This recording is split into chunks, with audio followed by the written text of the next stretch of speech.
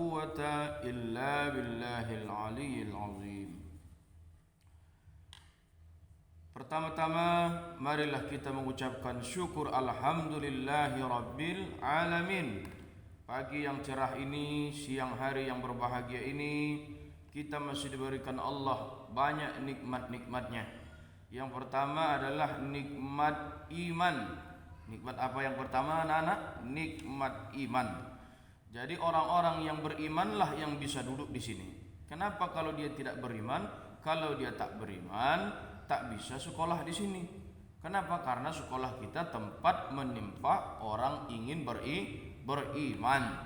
Jadi anda semua di sini adalah orang-orang yang beriman. Insya Allah. Bersyukur atas segala semua karunia Allah. Masih bisa sarapan? Ada anda semua udah sarapan? Belum misalnya. Sama, Ustadz juga belum sarapan. Tetapi walaupun kita belum sarapan, bukan berarti kita tak diberikan nikmat oleh Allah. Ada nikmat yang paling besar daripada itu apa? Nikmat sehat perut. Masih sehat semua perutnya kan? Masih. Itulah nikmat yang besar. Apabila kita mendapatkan nikmat, apa diucapkan? Alhamdulillah. Alhamdulillah itu bentuk rasa syukur kepada Allah. Bersolawat kita ke Rasulullah Muhammad sallallahu alaihi wasallam. Allahumma salli ala sayyidina Muhammad wa ala alihi sayyidina Muhammad. Ada anak ustadz bertanya, Ustadz, kenapa kita harus membaca sholawat? Agar nantinya kita mendapatkan syafaat. Ada yang tahu pengertian syafaat? Coba tunjuk tangan. Yang itu. Oke, silahkan. Apa pengertian syafaat? Oke, bagus. Tapi masih kurang tepat sedikit. Jadi pengertian syafaat adalah pengakuan dari Nabi Muhammad SAW berupa pertolongan yang dikhususkan kepada umat Nabi Muhammad yang kelak sangat kita harapkan di yaumil qiyamah. Jadi syafaat inilah yang kita harapkan bisa membantu kita nantinya apabila ternyata amal ibadah kita masih kurang. Allahumma sholli ala sayyidina Muhammad wa ala alihi sayyidina Muhammad. Inilah sholawatnya yang harus selalu kita buat setiap harinya. Kalau tak dibaca dia berarti anda tak sholat. Jadi tadi pagi sholat subuh, sholat. Berarti kalau sudah sholat subuh pasti membaca sholawat. Minimalnya dia sholatnya berapa kali sehari? 5 kali. Jadi itulah minimalnya membaca sholawat kepada Nabi Muhammad. Yang sama-sama kita hormati Bapak atau Ibu Kepala Sekolah yang kita banggakan, mudah-mudahan dan kita berdoa semua di sini Allah memberikan kesehatan kepada kepala sekolah kita, Allah memberikan kekuatan dan khususnya kepada kita semua di sini tetap Allah jaga, Allah pelihara daripada berbagai macam virus dan penyakit lainnya. Amin ya rabbal alamin. Juga yang kita hormati majelis guru, ayahanda, bunda semuanya yang senantiasa mendidik kita di sini dengan penuh rasa sabar dan penuh rasa tanggung jawab. Mudah-mudahan itu semua menjadi amal soleh bagi ayahanda bunda guru kita semuanya. Dan yang Ustadz sayangi, ananda semua mulai dari kelas 1 sampai kelas 6, insya Allah ananda semua di sini Ustadz doakan menjadi anak yang soleh dan soleha, insya Allah. Amin ya rabbal alamin. Kalau kita menjadi anak yang soleh, apa manfaatnya Ustadz? Satu yang paling besar manfaat anak yang soleh adalah bisa menolong orang tua kita. Jadi misalnya orang tua kita, orang tuanya banyak salah rupanya dulu. Berarti siapa yang mendoakan lagi sesudah meninggal? Anak yang soleh. Jadi kalau dia tak jadi anak soleh, berarti tak bisa menolong orang tuanya. Ada yang tak mau menolong orang tua di sini? Berarti semua mau menolong. Kalau semua mau menolong, maka cara utamanya adalah jadikan diri menjadi anak yang soleh. Anak-anak Ustadz semuanya yang Ustadz banggakan, hari ini kita memperingati Isra wal Mi'raj Nabi Muhammad sallallahu alaihi wasallam. Ada yang tahu apa itu Isra dan Mi'raj? Coba tunjuk tangan, apa itu? Ya, yang di sana coba, jangan malu-malu. Oke, kita tes apa itu Isra Mi'raj. Oke, ada lagi yang lain? Oke. Oke, yang di sana lagi. Oke. Ustaz sempurnakan. Jadi Isra dan Mi'rajnya Nabi Muhammad sallallahu alaihi wasallam ini adalah perjalanan dan menaik.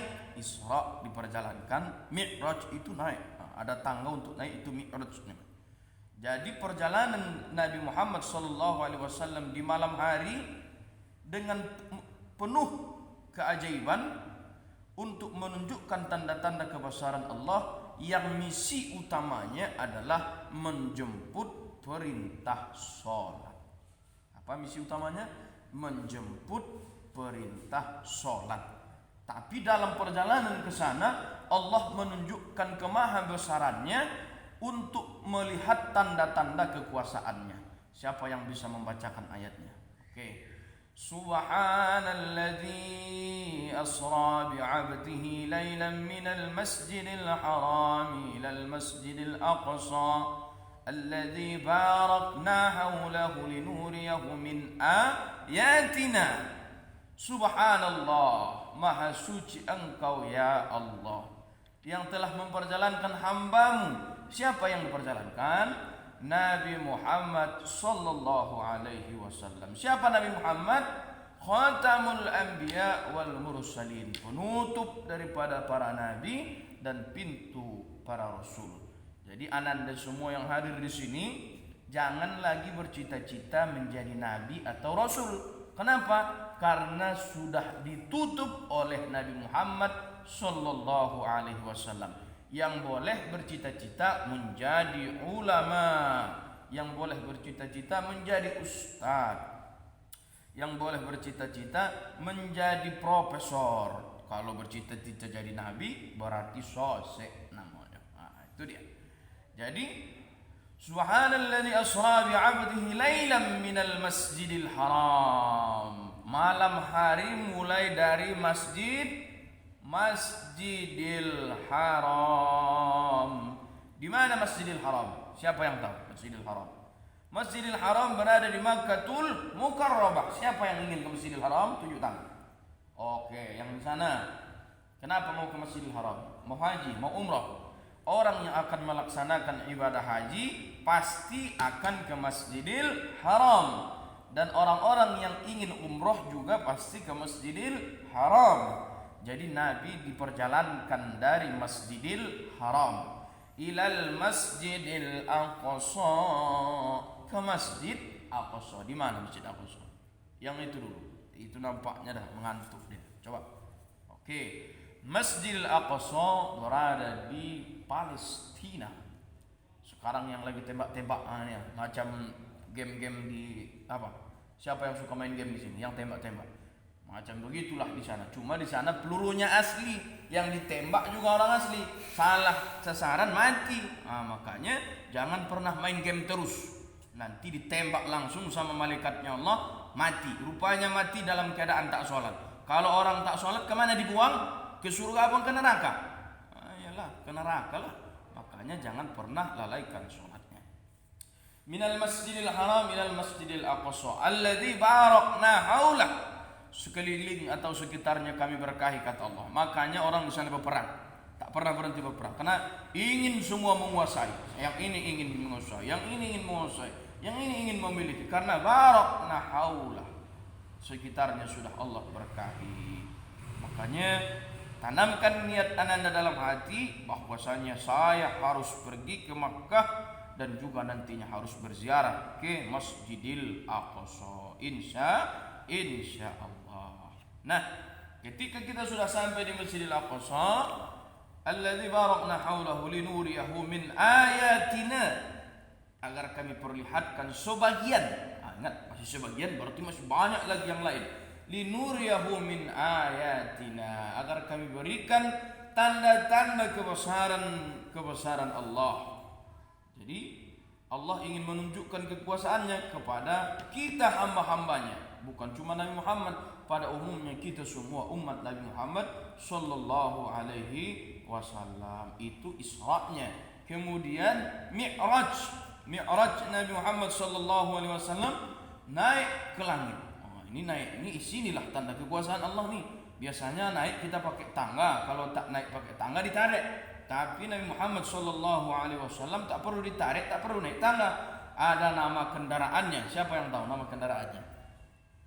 Nah, ya, nama kendaraannya adalah Buraq, sejenis makhluk Allah yang kecepatannya sama dengan kecepatan cahaya. Jadi kalau sekarang naik motor-motor NMAX, tak main sama Buraq. Naik motor-motor KLX, tidak ada lawan sama Buraq. Karena NMAX KLX kecepatannya paling tinggi 200 km per jam.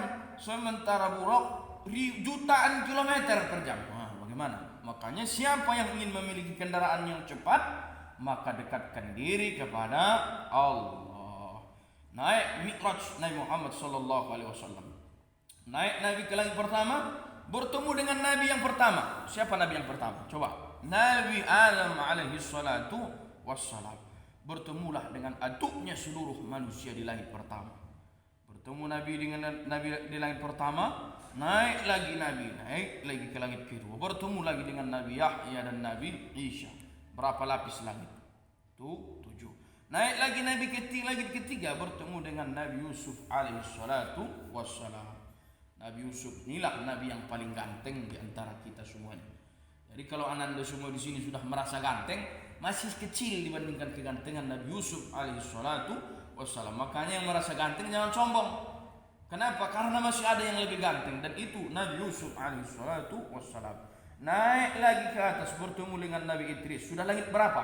Nah, makanya jangan mengantuk. Sudah langit 4. Naik lagi ke langit kelima, bertemu dengan Nabi Harun. Naik lagi ke 6, bertemu dengan Nabi Musa. Ada yang ingat kisah Fir'aun? Nah, itu yang menghancurkannya Allah di zamannya Nabi Musa. Makanya Anda semua di sini yang belajar agama harus mempelajari lagi bagaimana kisah hebatnya Musa mengalahkan Fir'aun. Ketika Musa dikejar Fir'aun, nyampe di lautan lepas, laut mati, laut merah. Ketika di sana tak ada lagi jalan keluar. Depan laut, belakang musuh, maju kena, mundur kena.